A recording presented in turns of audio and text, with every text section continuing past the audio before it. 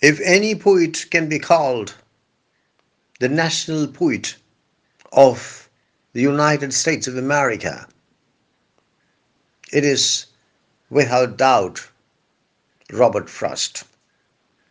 Whether Frost was the greatest American poet ever or not can be debated, but he was certainly the most popular American poet ever.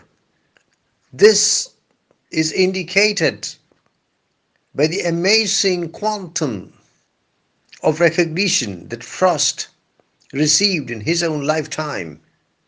And this recognition includes 4 Pulitzer Prizes for Poetry, the Congressional Gold Medal, honorary doctoral degrees from numerous universities, and finally, the Nobel Prize for Literature. The greatness of Frost lies in his ability to clothe profound truths in charmingly simple attire, as is exemplified by the gift outright. The gift outright, it can be said with some exaggeration, encapsulates the entire history of the United States in the form of a small poem of 3 stanzas. It is Frost's unique ability to amalgamate philosophical profundity and simplicity of expression that made Frost an extremely acceptable poet among children, schoolboys, and students.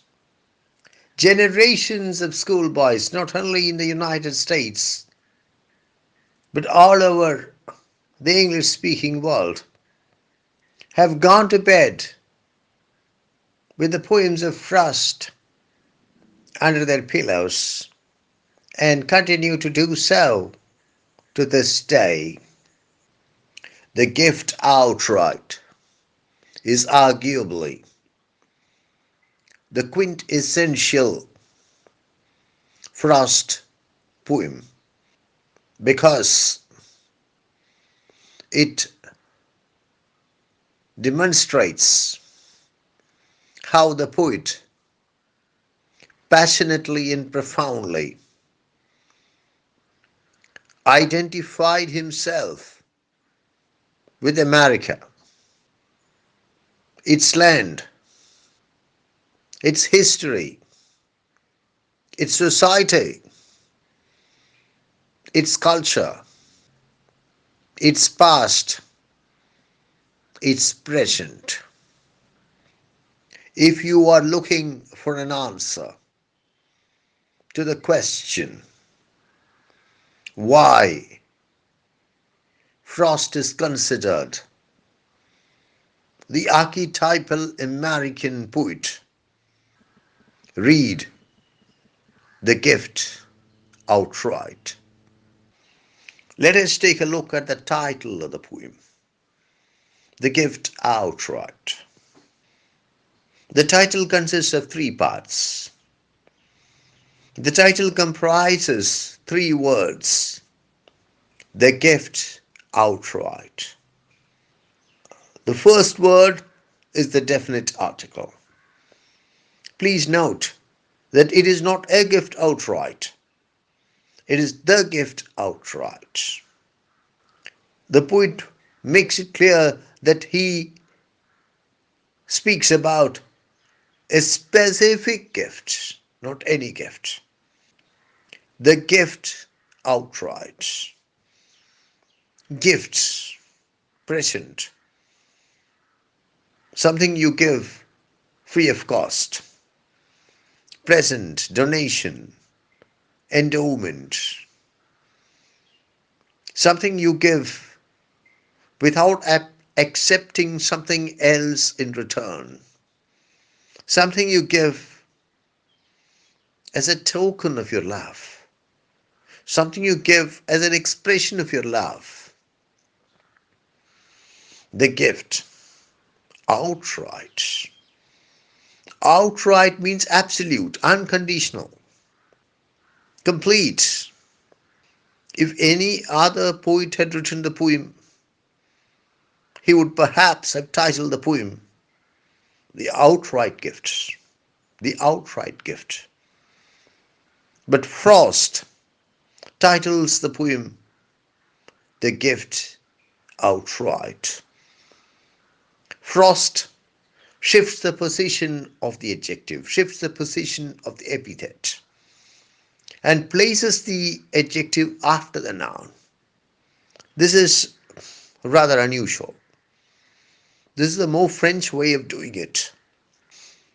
It is only rarely that you come across this positioning in the English language. As in court martial, as in blood royal, as in knight errant. Why does Frost take this step? As a result of this positioning, as a result of this positioning of the adjective after the noun, emphasis is laid on the adjective. If the poet had titled his poem The Outright Gift, the emphasis would have been on gifts. But now, the emphasis is on outright. What is the importance of the gift? What is the greatness of the gift? What is the glory of the gift? It is the gift outright. The gift which is absolute, which is unconditional, which is complete. The gift outright occupies a very important space in the corpus of Robert Frost. It was first recited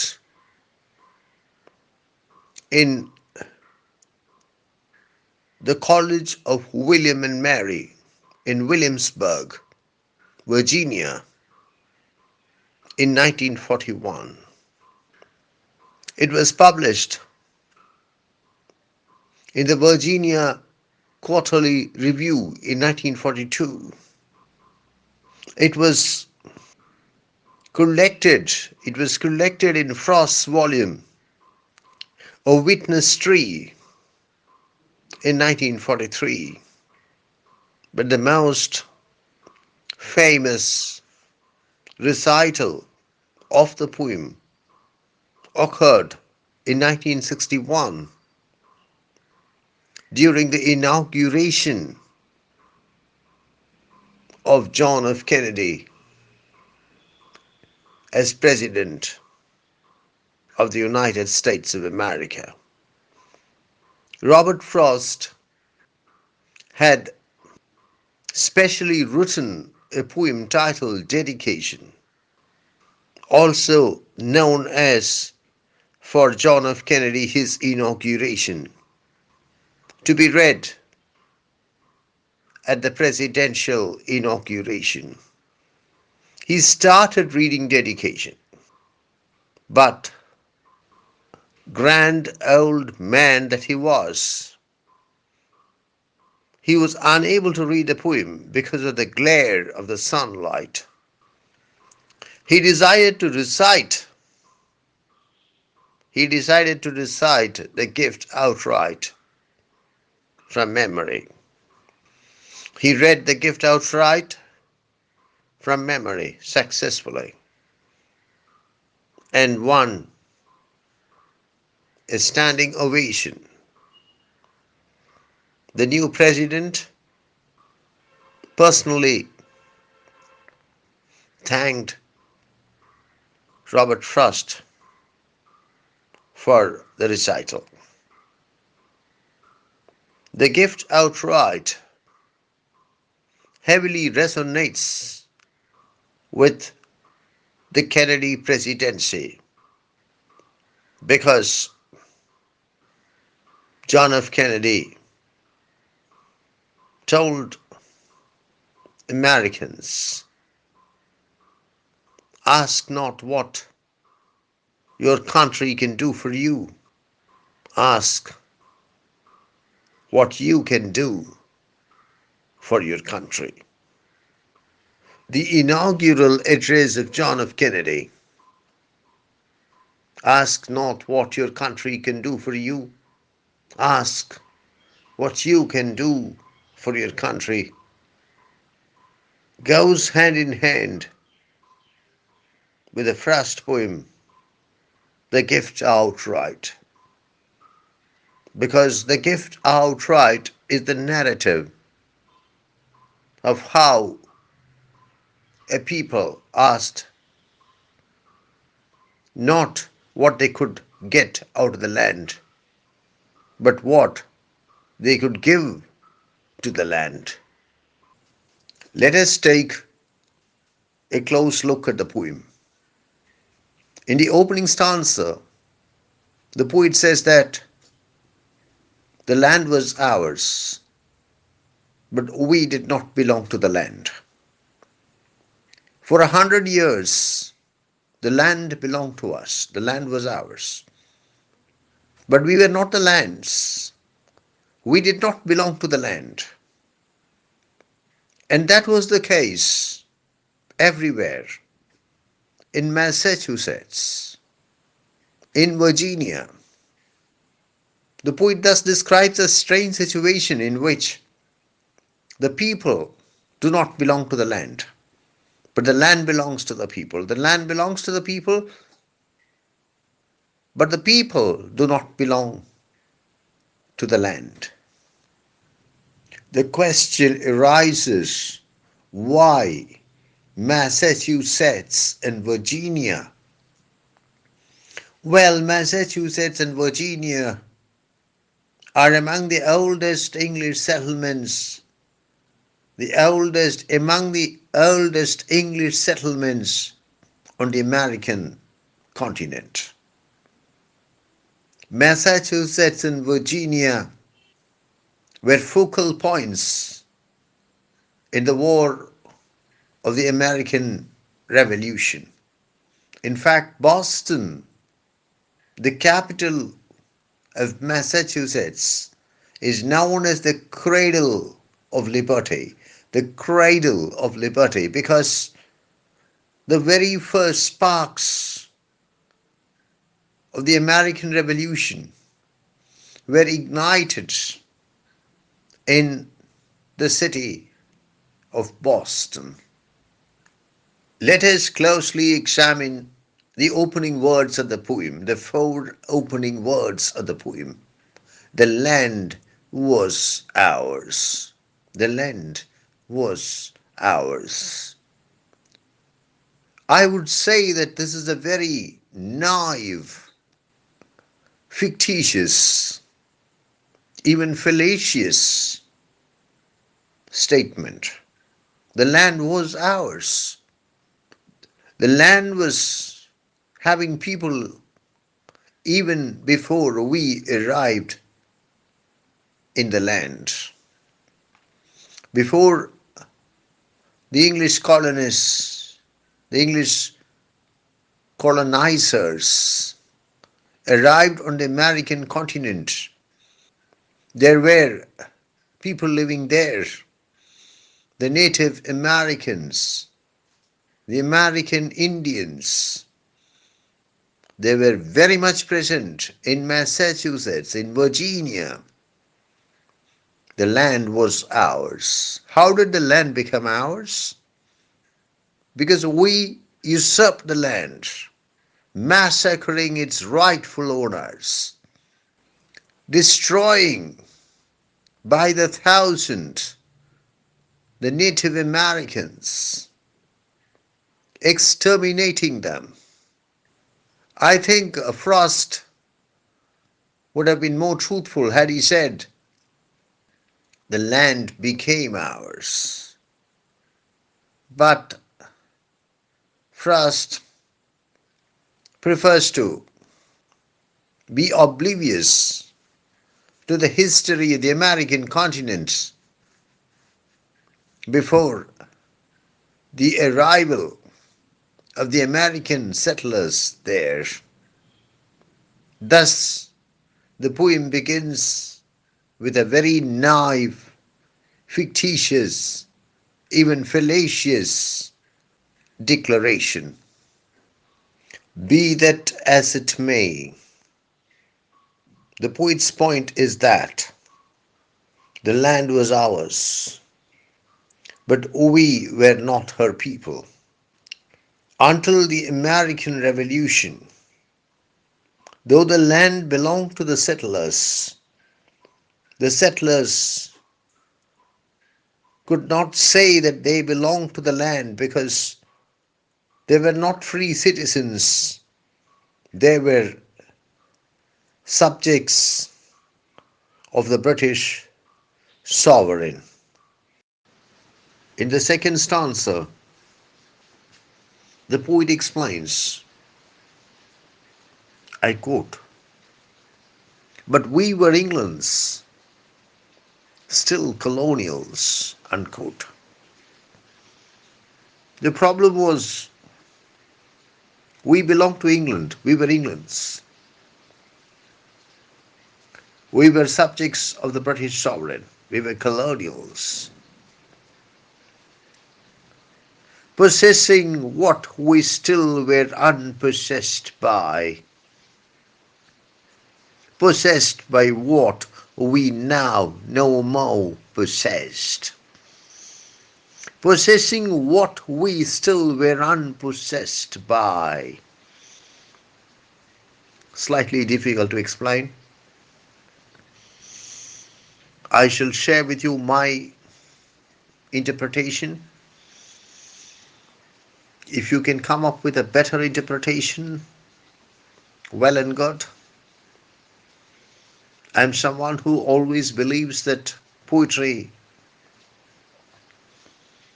has always more than one way of looking at it. Even the simplest passage has more than one way of reading it, Returning to the Frost poem, possessing what we still were unpossessed by, possessing identities as subjects of his Britannic Majesty, possessing what we still were unpossessed by. That identity,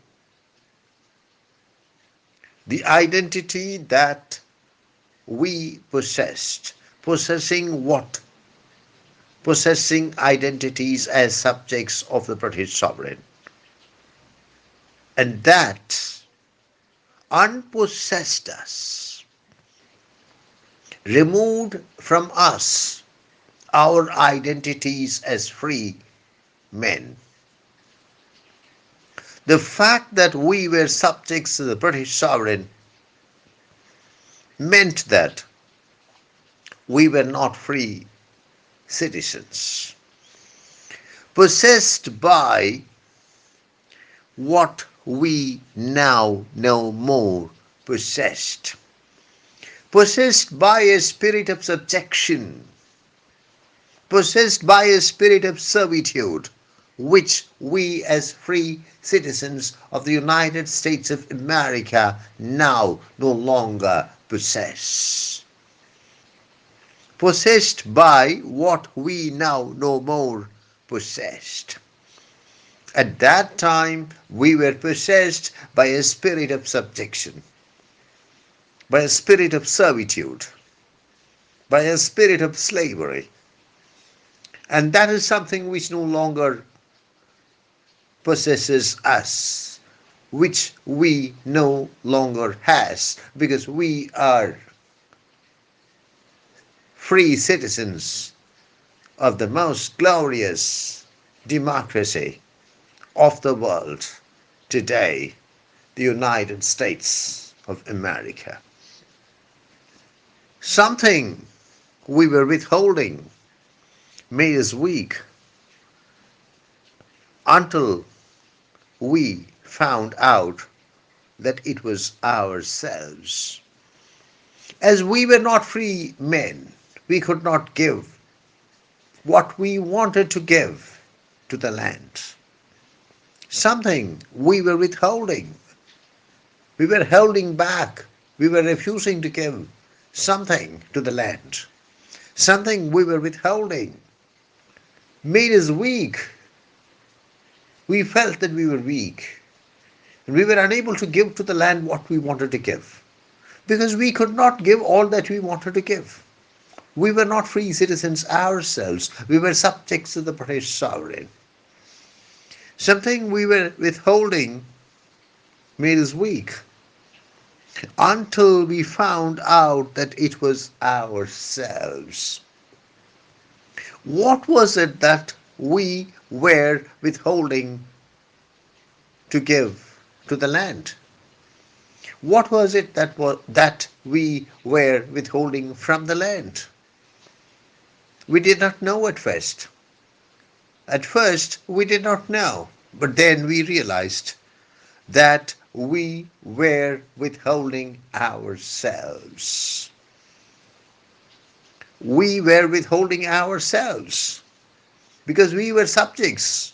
We were not free citizens. We could not act on our own. And we felt some sort of inhibition, something preventing us from giving what we wanted to give to the land. And then we realized that what we were withholding, what we were refusing to give was ourselves. We did not give ourselves to the land because we were not ourselves. We were not free citizens. We were subjects to the British throne. It is obvious that the poem glibly presents a homogenizing history of America, identifying just one point of tension,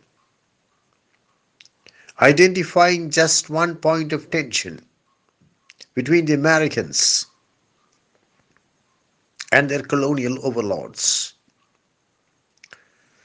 And when this point of tension was removed, the poem would like us to believe that is what the poem would like us to believe.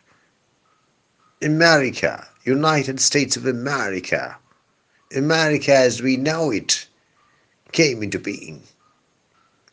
But the fact is that there was not just one point of tension.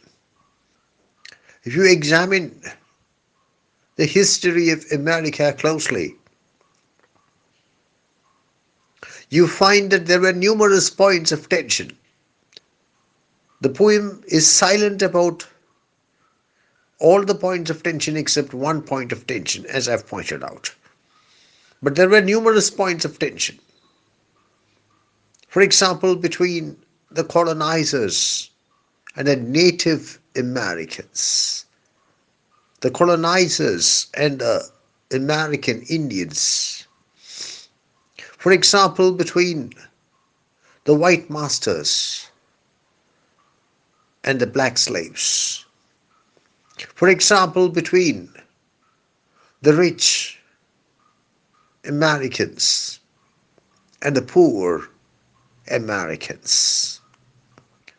The Frost poem under consideration in general, and the last stanza of the poem in particular invite comparison and contrast, and also contrast perhaps with Walt Whitman's Pioneers, oh pioneers. In the last stanza, the poet says that when we realized that what we were withholding from our land was ourselves, we decided to correct the situation, and forthwith and immediately we gave ourselves completely, unconditionally, absolutely to our land, and we found salvation in surrender. What a beautiful construction! Salvation in surrender. Salvation means deliverance, preservation.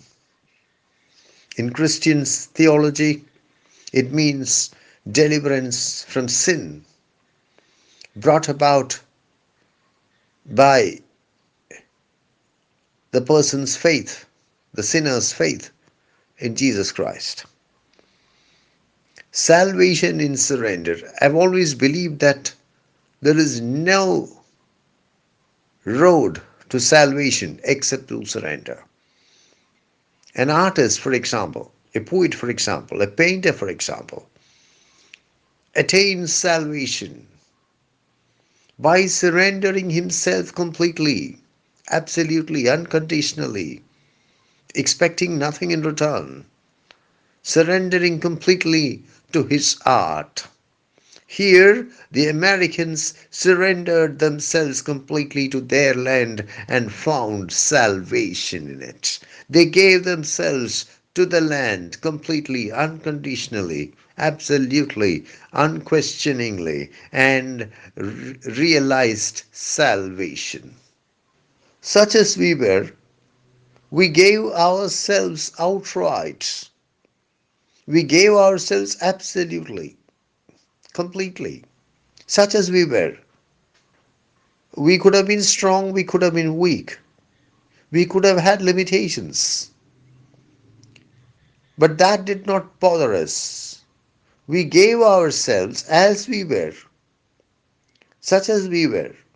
We gave ourselves absolutely, unconditionally, completely to our land.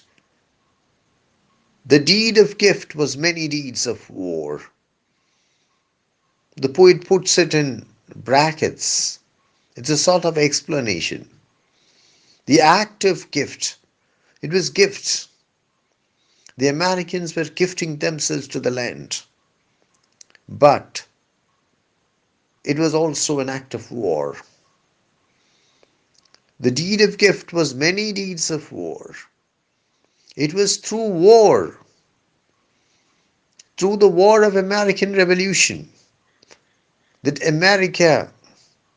the Americans freed themselves from the colonial yoke and made themselves fit, capable of giving themselves to the land.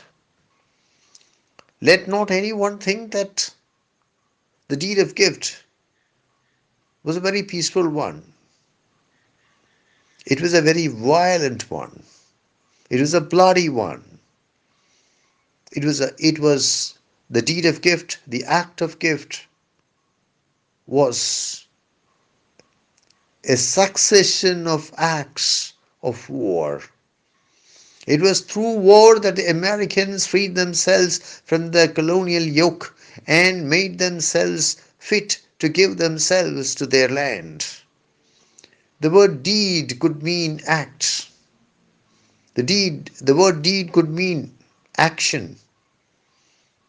The word deed could also mean legal document. I think both these senses are appropriate here. Both these meanings are appropriate here. The deed of gift was many deeds of war. As the poem moves towards its close, the poet speaks of the westward expansion of America, the Wild West. When I was a schoolboy, I was fascinated by the Wild West. How America expanded westwards to the land vaguely realizing westward, but still unstoried, artless, unenhanced. When you compare America with Europe, for example, America, a young country without an ancient civilization to boast of, nothing much to write home about. By the side of European civilizations, by the side of the European nations, America appeared, especially in those days when America was being created, when America had become free, when America was expanding westward, unstoried, artless, unenhanced, such as she was, such as she would become. But we loved our land. Our land may have been uncultivated. Our land may have been wild. Our land may not have had a civilization as old, as great as the civilizations of Europe. But we loved our land. Such as she was. That is the meaning of true love. When you love someone not for any specific reason, not for not for certain qualities in her or not for certain strengths in her, but you love her just because you love her. We Americans loved our land, though there was nothing great about the land. Such as she was, we accepted the land as it was, just as when you love a person, you accept the person in toto. Such as she was, we accepted the land as she was, and we loved the land, and we gave ourselves completely to the land, such as she would become. Of course, she did not remain the same for long. She changed, she evolved, she developed, and we continue to love her. We loved her to begin with as she was, and later as she had become. The point is that the love that the people of America gave to the land once they became free citizens of the United States of America was absolute, unconditional, unquestioning. It was a love which expected nothing in return. It was a love which was not based on certain reasons or certain qualities or certain strengths which were found in the land. It was a love which was blind. It was a love which was effected, which was carried out for the sake of itself. Robert Frost used to say that a poem should begin in delight and end in wisdom. This Frostian axiom is not fully applicable to the present poem. Here, delight and wisdom are intermingled in every line. The poem begins in delight and also in wisdom, ends in delight and also in wisdom. Perhaps this is something I should have said earlier, but it slipped my mind. If you atomize the poem closely, you find that the three nodes in the thematic structure of the poem are the land, the people, and the colonial masters. I repeat, the three nodes are the land, the people, and the colonial masters. The equation interlinking these three nodes undergoes a tectonic shift as the thematic trajectory of the poem progresses, resulting resulting in the political, social, economic, ideological reality of the United States of America. Let us take a look at the stylistic component of the poem. We can begin with the title. I've already spoken at some length about the title, but here I would like to point out that the poem has a very appropriate title. A title which reinforces the thematic structure of the poem. And an important feature of the title is that the poet deliberately positions the qualifying word, the adjective, after the noun, the gift outright, the gift outright, and not before the noun, as is the convention in English. This is in order to emphasize the qualifying word, the epithet, the adjective, in order to place stress, place emphasis on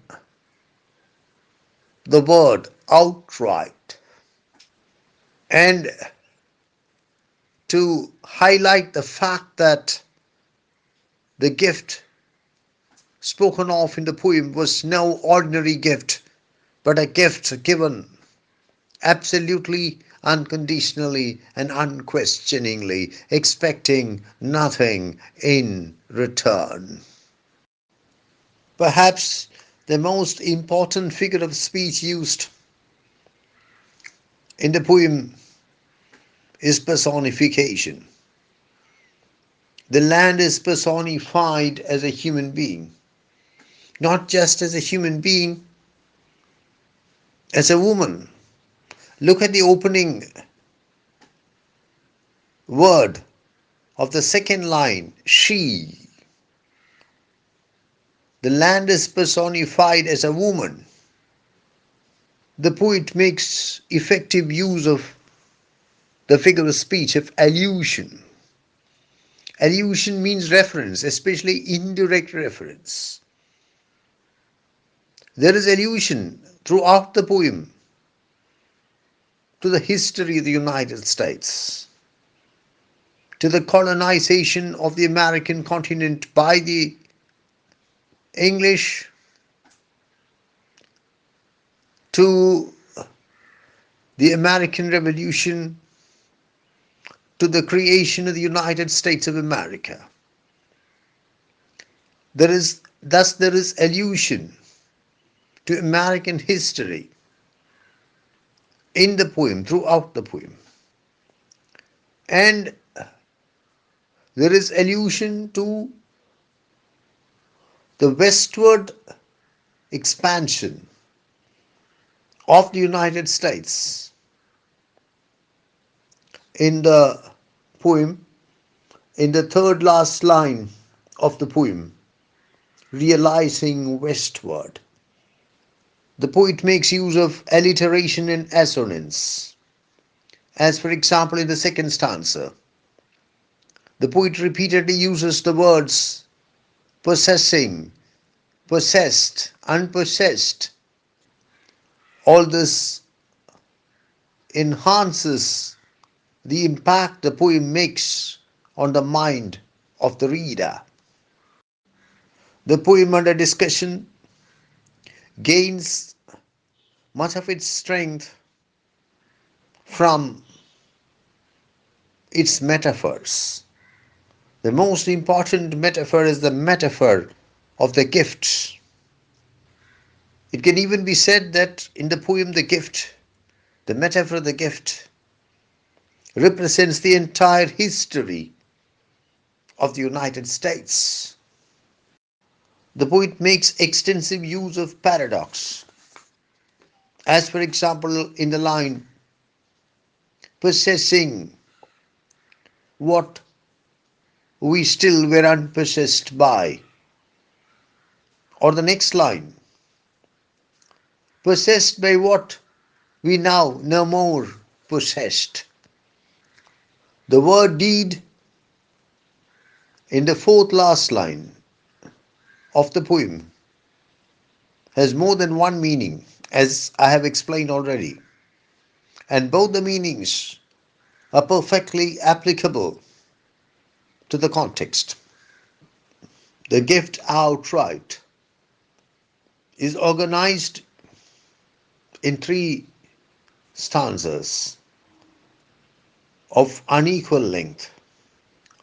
The first stanza consists of 4 lines. The second stanza comprises 5 lines.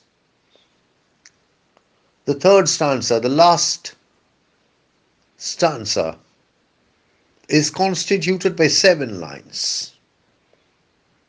I think there is a deliberate scheme behind this. This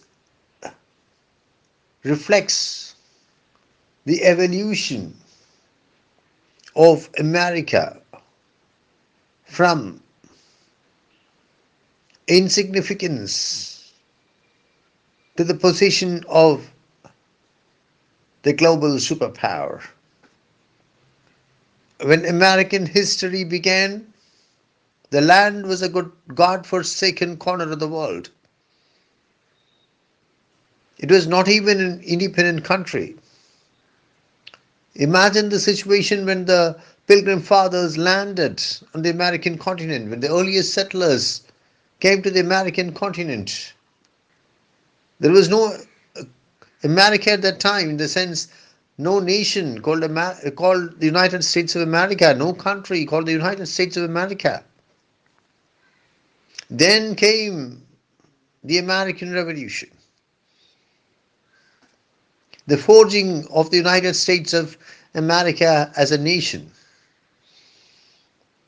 And finally, the present moment when the United States of America is a global superpower.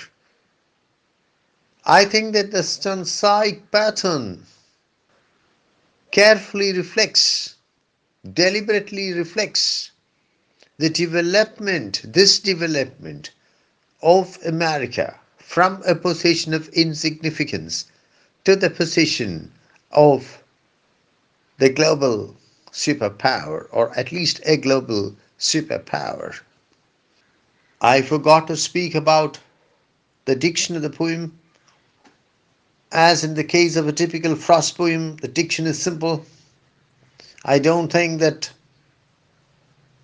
there is even one word in the poem which a schoolboy cannot understand, which a schoolboy is not familiar with.